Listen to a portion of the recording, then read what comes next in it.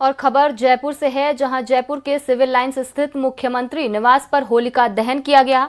CM Bhajanlal ने प्रदेश की सुख समृद्धि की कामना की। सीएमआर स्थित श्री राज राजेश्वरी मंदिर प्रांगण में विधिवत रूप से होली पूजन किया गया है। मंत्रोच्चार के बीच पारंपरिक रीति रिवाजों से यहां पर होलिका दहन भी किया गया। आरएससी बटालियन के जवानों ने चंग की थाप पर होली गीत प्रस्तुत किए और जवानों के साथ सीएम ने मुलाकात की और उनका उत्साह भी बढ़ाया। होलिका दहन के साथ प्रदेश में रंग उत्सव की शुरुआत हो चुकी है।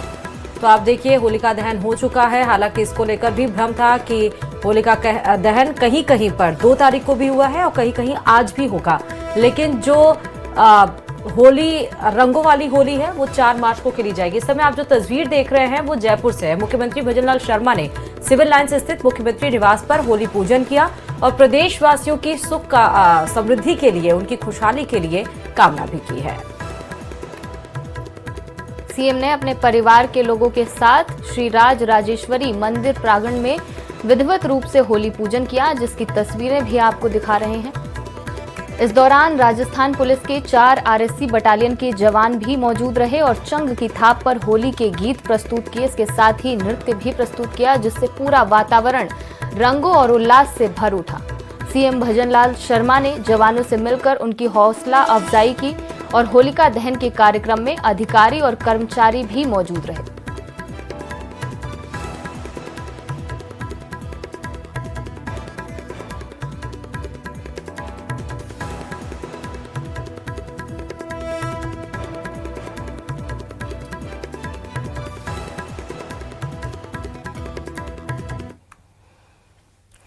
और चलिए सीधे बात अब टोंक से करेंगे, जहां टोंक में रंगों का पर्व होली पूरे हर्षोल्लास के साथ मनाया जा रहा है। शहर में रात 1:30 बजे शुभ मुहूर्त में होलिका दहन किया गया। देर रात होने के बावजूद लोगों के उत्साह में कोई कमी नहीं दिखी। होलिका की पवित्र अग्नि में महिलाओं और बच्चों ने गेहूं और चने की बालियां सेककर खुशहाली की कामना की। इसके साथ ही जिले भर में होलिका दहन के दौरान परंपरा और उल्लास का अनूठा संगम देखने को मिला। महिलाओं ने पारंपरिक रीति रिवाजों का पालन करते हुए होली की राख को इकट्ठा किया। मान्यता के मुताबिक महिलाएं इस राख को अपने घरों में ले गईं और उससे धूप दी, ताकि घर में सुख समृद्धि बनी रहे। होलिका दहन से पहले उत्सव का माहौल चरम पर था। तस्वीरें भी आपको दिखा रहे हैं किस तरह से टोंक में होलिका दहन किया गया और महिलाएं और बच्चियां नाचते हुए नजर आईं।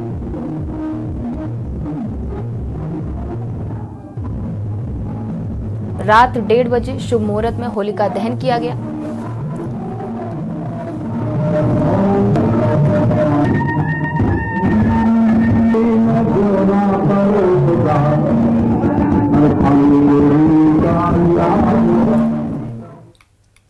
प्रदेश के अलग अलग जिलों में श्रद्धा और उल्लास के साथ होलिका दहन किया गया। इन 8 तस्वीरों में देखिए किस तरह परंपरागत विधि विधान से होली जलाई जा रही है। तो 8 तस्वीरें शहर के प्रदेश के अलग अलग शहरों से नजर आई हैं। होलिका दहन के अवसर पर युवाओं में खासा उत्साह भी देखने को मिला।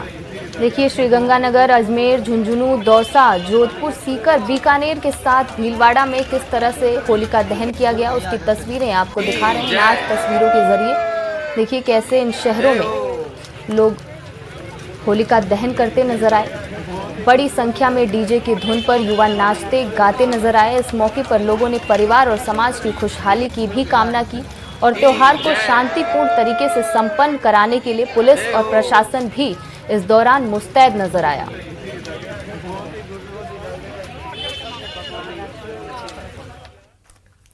और चलिए खबरों में आगे बढ़ते हैं। बता दें आपको कि प्रदेश भर में होलिका दहन के साथ होली मनाई जाती है, लेकिन भीलवाड़ा जिले का एक ऐसा गांव है जहां ना लकड़ी कटती है, ना अग्नि प्रज्वलित होती है। यहां होलिका दहन की जगह सोने चांदी के प्रहलाद और चांदी की होलिका के साथ अनोखी परंपरा निभाई जाती है, जो आस्था, पर्यावरण संरक्षण और सामूहिक एकता की मिसाल भी है। इसी पर यह रिपोर्ट देखिए।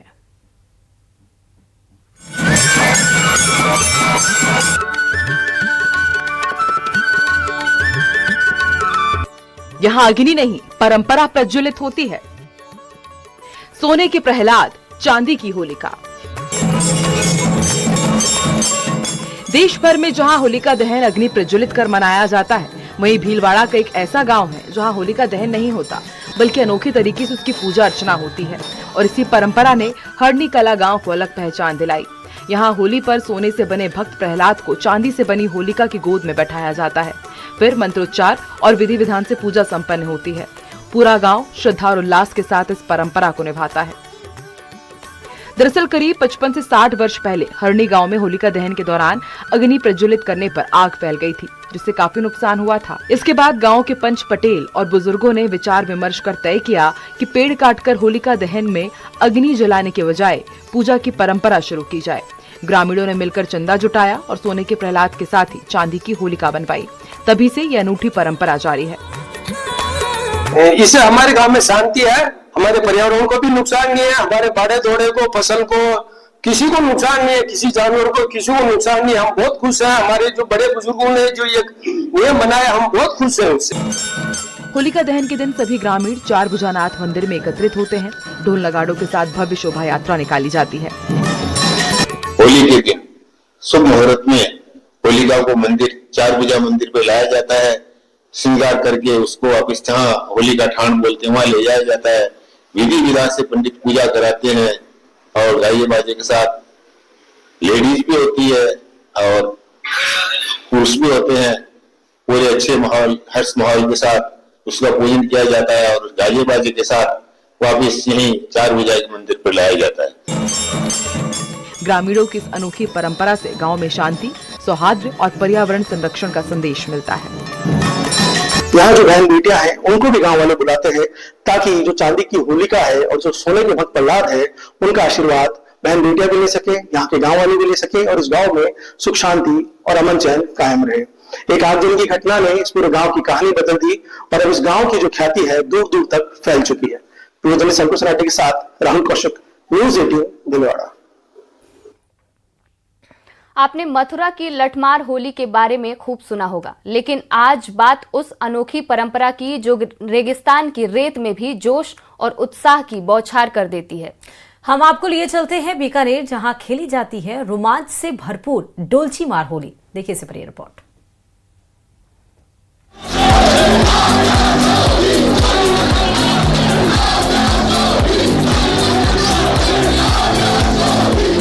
बीकानेर की डोलची मार होली, अनोखा रंग, अद्भुत ढंग, परंपरा 300 साल पुरानी, वही जोश, वही रवानी। बीकानेर में होली सिर्फ रंगों का त्योहार नहीं बल्कि परंपरा, पराक्रम और भाईचारे का अनोखा संगम है। ये सदियों से खेली जा रही डोलची मार होली आज भी लोगों के उत्साह को चरम पर पहुंचा देती है। चमड़े की डोलची में भरा पानी जब पीठ पर पड़ता है तो उसकी सटाक की आवाज माहौल में रोमांच भर देती है। ये करीब 300 साल पुराना है। हमारे बुजुर्ग बताया करते थे, ये इस खेल के पीछे एक झगड़े की कहानी छुपी हुई है। वो झगड़े को हमारे पूर्वजों ने झगड़े के बाद आपसी प्रेम और सौहार्द में बदलने का प्रयास किया, राजीनामा हुआ और आज हम इस मुकाम पे पहुंच गए हैं कि हरस और व्यास जाति के मध्य इतना प्रेम और सौहार्द है। करीब 300 साल पुरानी इस परंपरा की जड़ें रियासत काल से जुड़ी है।